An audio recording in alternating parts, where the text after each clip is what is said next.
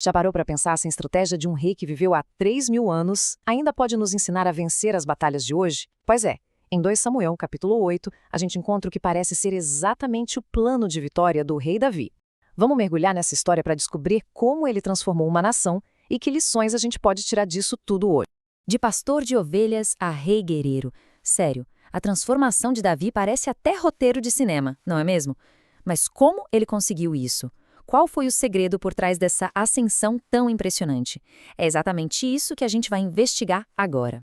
Então a nossa jornada vai seguir 5 passos bem definidos. Primeiro, vamos entender como Davi saiu lá do campo para chegar no trono. Depois, a gente vai para o campo de batalha mesmo, mapeando as vitórias dele. Na sequência, vamos tentar descobrir qual era o ingrediente secreto desse sucesso todo. Também vamos ver como ele organizou o reino depois das conquistas. E para fechar, vamos pensar no que tudo isso significa para a gente hoje. Vamos lá! Vamos fazer uma viagem no tempo. Imagina só, um jovem pastor, o caçula de uma família grande, cuidando das ovelhas no meio do nada. Ninguém, absolutamente ninguém, apostaria 1 centavo que ele se tornaria o maior rei de sua nação. Esse contraste, sabe, entre um começo tão humilde e um futuro tão grandioso, que torna a história de Davi tão poderosa e inspiradora.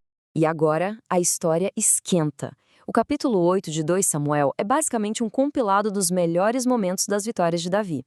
E olha, não pense que foi sorte não, hein? Cada batalha foi um movimento friamente calculado para transformar Israel numa verdadeira superpotência da época. Vamos dar uma olhada nesse mapa da conquista. A primeira peça do dominó a cair foi a oeste. Davi foi para cima dos filisteus, que eram seus arqui-inimigos, e tomou a cidade estratégica de Gate. O texto bíblico diz que ele pegou as rédeas da metrópole. O que isso quer dizer? Que ele assumiu o controle total, inclusive da grana, que antes financiava os exércitos inimigos. Uma verdadeira jogada de mestre. Já a leste, a batalha contra os moabitas foi brutal. A Bíblia descreve uma punição bem severa. Mas por quê? Bem, existe uma teoria, que não é confirmada, de que essa guerra foi algo pessoal para Davi. Anos antes, ele tinha confiado a segurança de sua família aos moabitas. E há quem diga que eles traíram essa confiança e assassinaram seus pais. Se isso for verdade, explica muita coisa, né? Olhando para o norte, Davi não estava só ganhando batalhas, ele estava literalmente mudando o futuro da região. Ao vencer os sírios, ele simplesmente adiou a ascensão da Síria como uma potência global por cerca de 50 anos. Pensa no impacto disso, uma única campanha militar que reescreveu o mapa geopolítico por meio século. Impressionante. E aqui tem um detalhe muito curioso. Davi capturou um monte de cavalos de guerra que eram a tecnologia militar de ponta da época.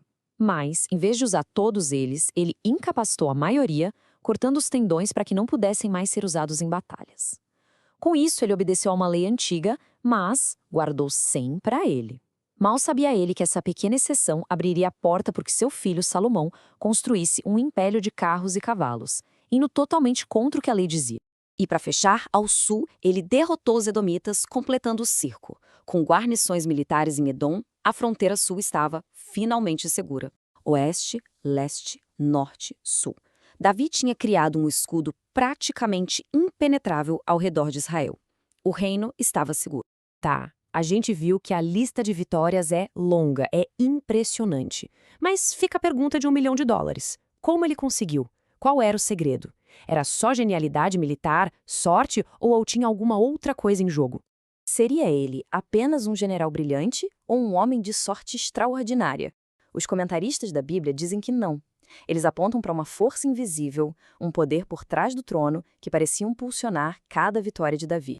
E a resposta, na verdade, está escondida à vista de todos, repetida várias vezes no texto bíblico. O Senhor dava vitórias a Davi. Para o autor do livro, o sucesso de Davi não era só sobre ele, era sobre uma parceria. E essa, meus amigos, é a chave de tudo. Um estudioso resumiu o que a gente poderia chamar de Fórmula Davi em 4 pontos bem claros. Primeiro, ele sabia que não estava sozinho nessa. Segundo, tudo que ele conquistava, ele dedicava a Deus. Terceiro, ele se esforçava para agir da maneira certa.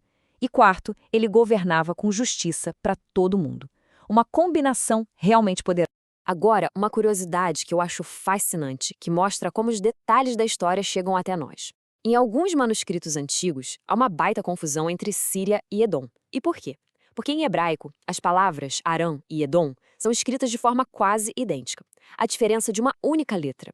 É o contexto, como a menção ao Vale do Sal, que fica em Edom, que ajuda os estudiosos a desvendar o mistério e a apontar o local correto da batalha. Um pequeno detalhe que mostra a complexidade que é estudar esses textos. Olha, ganhar a guerra é a parte, digamos, mais fácil. O difícil mesmo é construir a paz e governar um país. E Davi também era mestre nisso. Ele sabia que um reino forte não é feito só de vitórias militares, mas de justiça e principalmente de boa organização. E aqui está o segredo da sua governança.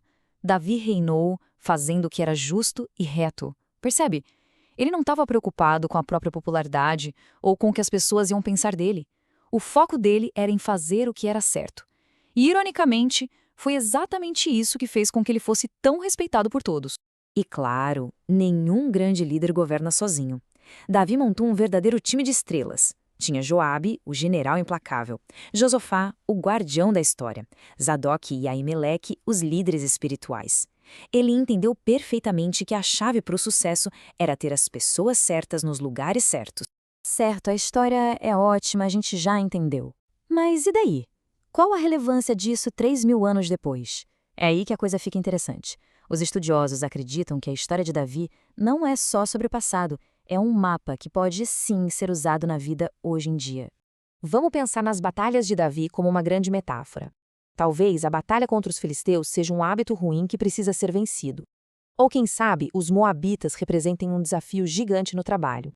A ideia central é que os mesmos princípios que Davi usou para vencer nações podem nos ajudar a vencer nossos desafios pessoais. Então, o plano de Davi para a vitória pessoal se resume a isso. Primeiro, reconhecer que a gente não consegue fazer tudo sozinho. Segundo, entender o verdadeiro sucesso é uma parceria.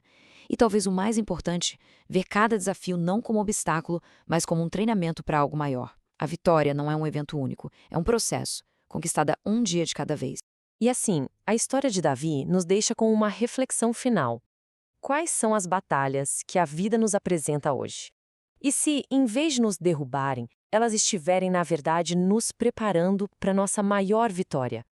É uma ideia para a gente levar e pensar a respeito.